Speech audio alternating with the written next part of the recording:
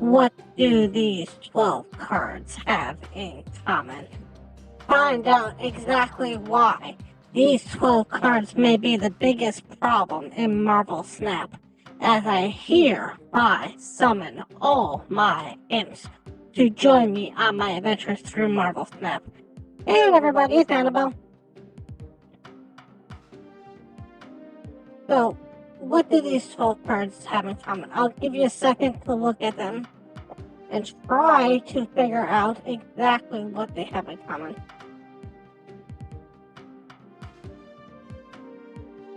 Okay.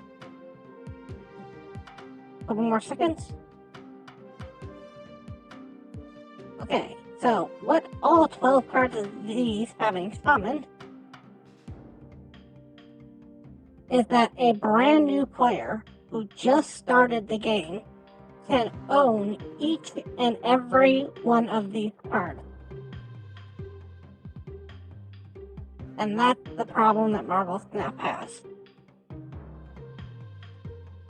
A brand new player who just starts the game can own every single card in these 12 cards in a week. And because of that simple fact, you can't ever balance the game. And I know what you're saying. Well, Destroyer and Sentry are only in the shop for a little bit of time right now. But if you want to request Sentry and Destroyer with whatever the Season Pass card is, and one other card in the shop, you can. So that's the problem. If you start this game and you want to be a free-to-play player, and your friend goes and buys everything in the shop starting on day one, they'll be 12 cards ahead of you. They'll have 12 more cards than you have. There's no way around that, and there's no way to balance that. So, the fact that Second Dinner is so worried about how balanced the early game is, and so scared to change what happens in the early game, really confuses me, because you're willing to put money into the game, you can have this much of an advantage. And let's say you don't even go free to play. Let's say you and your friend both go free to play, I should say. Okay, so let's say that happens and you decide not to purchase any of those 12 cards. Well, you run into a different problem down the road. It's the simple fact that for Second Dinner, they consider Iron Man and Spectrum to be at the same level. Be at the same series, to be at the same pool. Iron Man is incredibly easy to play. You pretty much slam it down on any location, and you know what it does in 2 seconds.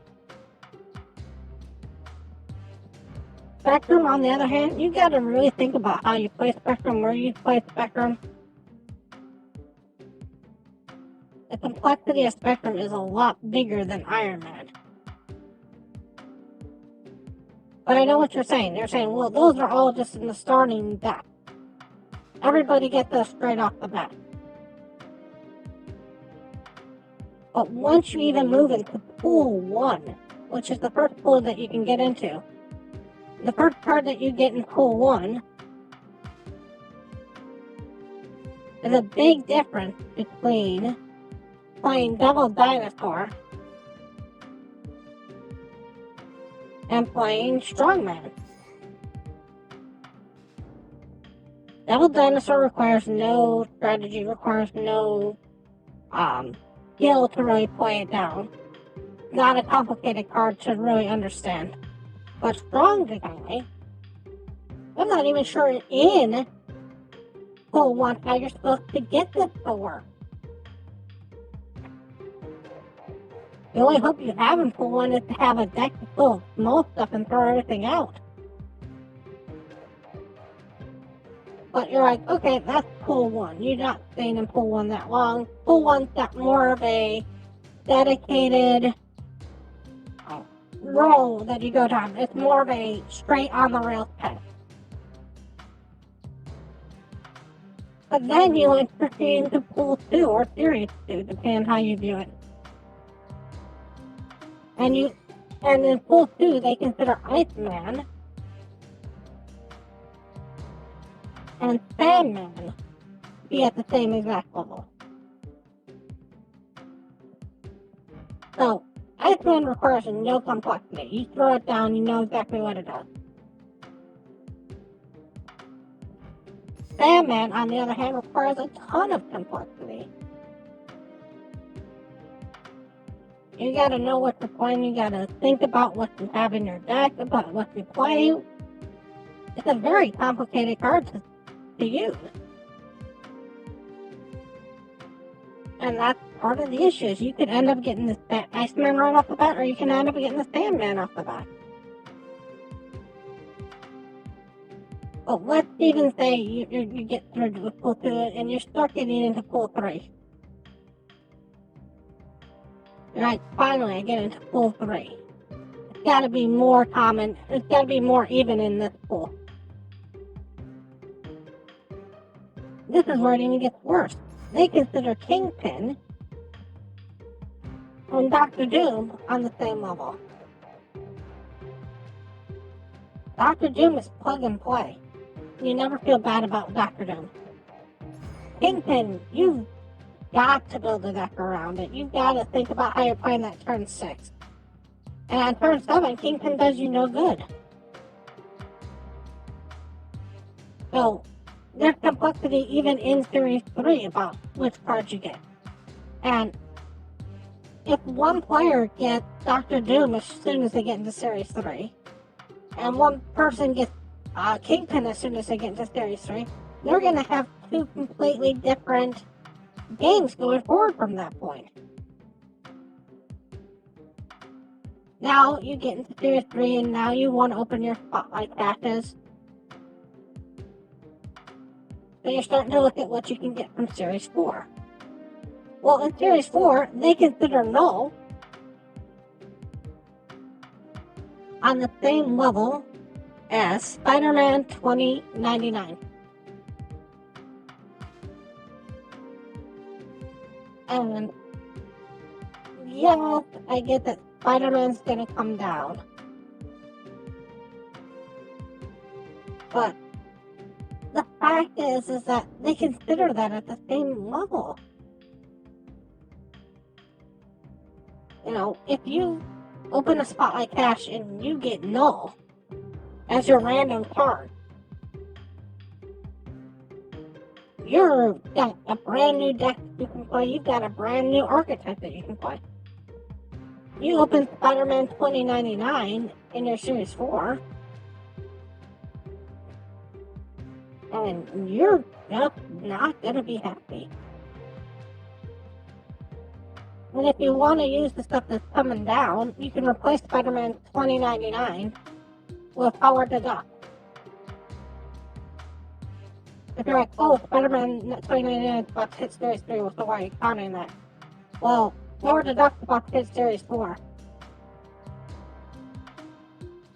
So, you can use that same argument. Nobody wants Power Deduct. And even in Series 5, you're considering Jeff on the same level as you're considering Jean Grey.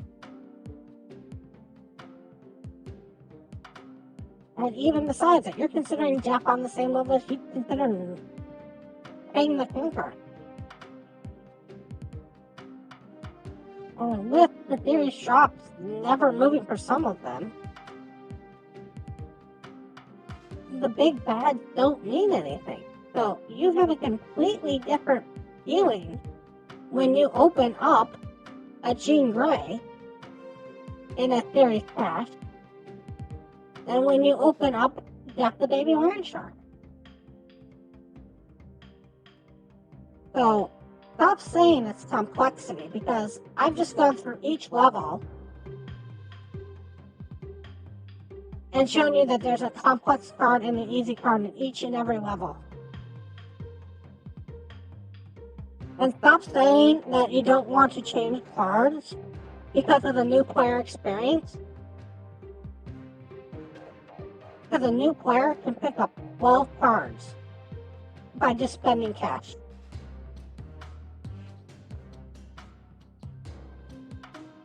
If you want to keep cards in the series that they are, then just say that. Stop blaming complexity. Stop blaming new players. And just admit this is where you want the card to be. Anyways, I want to thank you all so much for watching. And as always, play for fun.